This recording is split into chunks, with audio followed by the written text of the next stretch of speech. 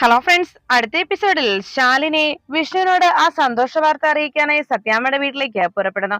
ഓട്ടോയിൽ വെച്ച് ഫോണിൽ സംസാരിക്കുന്ന ശാലിനി വിഷ്ണുവിനോട് പറഞ്ഞു, വിഷ്ണുവേട്ടാ, എനിക്കൊരു സന്തോഷ വാർത്ത പറയാനുണ്ട്. അത് കേട്ട വിഷ്ണു എന്തായിരിക്കുമെന്ന് ആശ്ചര്യപ്പെട്ടിരിക്കുമ്പോൾ സീമന്ത ചടങ്ങിന് വേണ്ടിയുള്ള എല്ലാ തയ്യാറെടുപ്പും നടത്തി സീമന്ത ചടങ്ങിനായി അവിടേക്ക് സത്യഭാമ ശ്യാമയെ കൊണ്ടുവന്നിരുത്തുന്നു.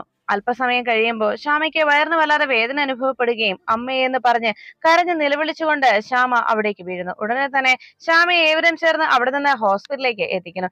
ഈ സമയത്ത് ശ്യാമയെ അവിടെ വന്ന് വിഷ്ണുവിനോട് ഈ സത്യാവസ്ഥ പറയാനായി, ഈ സത്യം അറിയിക്കാനായി ശാലിനി ആ വീട്ടിലേക്ക് വന്ന് ഇറങ്ങുമ്പോൾ ശ്യാമയുമായി ഏവരും ഹോസ്പിറ്റലിലേക്ക് പുറപ്പെട്ടു. വിഷ്ണു ശാലിനിയുടെ അരികിലേക്ക് എത്തിയതും ശാലിനി വിഷ്ണുവിന്റെ കൈ പിടിച്ച് തന്റെ വയറ്റിലേക്ക് വെച്ചു കൊടുക്കുകയും ആ സന്തോഷ വാർത്ത വിഷ്ണുവിനോട് ശാലിനി പങ്കുവെക്കുകയും ചെയ്തു. അതിനുശേഷം ശാലിനിയും വിഷ്ണുവും നേരെ ശ്യാമയ്ക്ക് എന്താ സംഭവിച്ചെന്നറിയാനായി ഹോസ്പിറ്റലിലേക്ക് വന്നെത്തുന്നു.